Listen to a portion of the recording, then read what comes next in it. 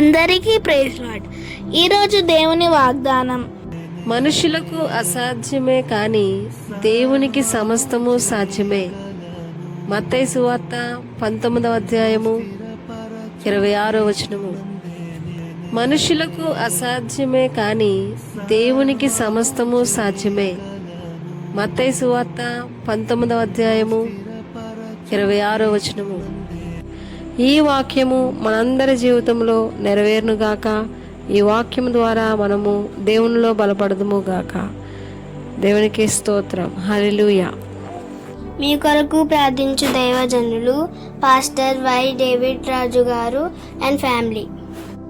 నా phone numbers 7093979380 and 9676487708.